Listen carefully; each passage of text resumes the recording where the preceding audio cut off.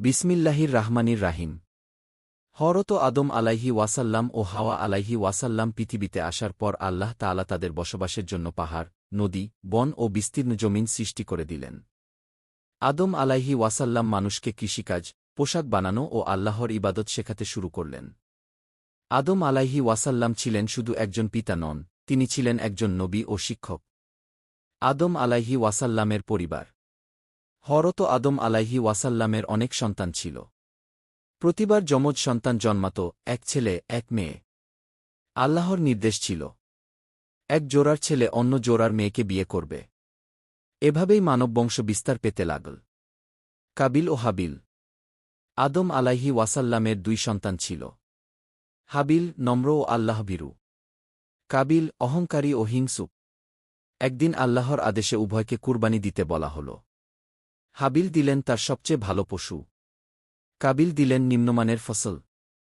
আল্লাহ হাবিলের কুরবানি কবুল করলেন। কাবিলেরটা কবুল হল না। হিংসা থেকে অপরাধ। কাবিল রেগে গিয়ে বলল, আমি তোমাকে মেরে ফেলব। হাবিল শান্তভাবে উত্তর দিল, আল্লাহ কেবল মুত্তাকিদের কুরবানি কবুল করেন ঘে। কিন্তু শয়তান কাবিলকে প্ররোচনা দিল। অবশেষে কাবিল মানব ইতিহাসের প্রথম হত্যাকাণ্ড ঘটাল। অনুশোচনা ও কাকের শিক্ষা। হাবিল মারা গেলেন। কাবিল বুঝতেই পারল না কি করবে। আল্লাহ একটি কাক পাঠালেন। কাকটি মাটিতে গর্ত করে আরেক কাককে দাফন করল। তখন কাবিল বলল, হায়, আমি কি এই কাকের মতোও হতে পারলাম না? সে অনুতপ্ত হল, কিন্তু দেরি হয়ে গেছে। আদম আলাইহি ওয়াসাল্লামের দুঃখ।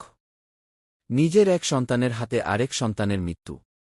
এটা আদম এর জীবনের সবচেয়ে কষ্টের মুহূর্ত ছিল। তিনি কান্নায় ভেঙে পড়লেন এবং আল্লাহর কাছে সাহায্য চাইলেন। মানবজাতির জন্য শিক্ষা। এই কাহিনী থেকে আমরা শিখি, হিংসা মানুষকে ধ্বংস করে।